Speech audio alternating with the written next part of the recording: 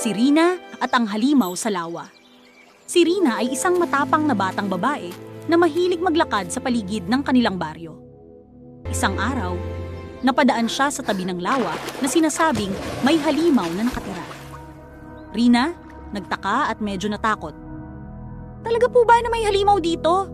Nakakatakot po. Biglang lumitaw ang halimaw sa gitna ng lawa, may malalaking mata at nakakatakot na bibig. Halimaw: "Kumusta, maliit na bata? Bakit ka nandito sa aking lawa?" Rina, matapang, ngunit maingat: "Huwag po kayong magalit. Nais ko lamang pong makakita sa paligid at matuto tungkol sa lawa." Halimaw, nagulat: "Totoo ba iyon?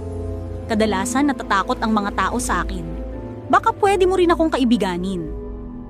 Rina, ngumiti: "Kung gusto po ninyo, pwede po tayong magkaibigan. Pero dapat po nating alagaan ang lawa at mga hayop dito." Magkasama nilang nilinis ang lawa, tinulungan ang mga isda na nakatali sa mga damo, at inalagaan ang mga halaman sa paligid. Unti-unti, ang halimaw ay naging mabait at masaya. Halimaw, masaya. Salamat, Rina. Hindi ko alam na ang pakikipagkaibigan ay mas masaya kaysa takutin ang iba. Rina, ngumiti: "Mas masaya po ang mundo kapag nagtutulungan tayo at nagmamalasakit sa isa't isa."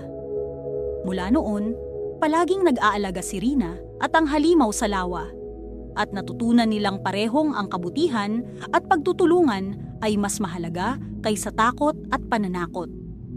Aral ng kwento: ang kabutihan, pagtutulungan, at pagmamalasakit ay mas mahalaga kaysa sa takot at pananakot. Kahit sino ay maaaring magbago at maging mabuting kaibigan kung may malasakit sa iba. Para updated ka sa mga istorya na aming ilalabas, huwag kalimutan ang subscribe.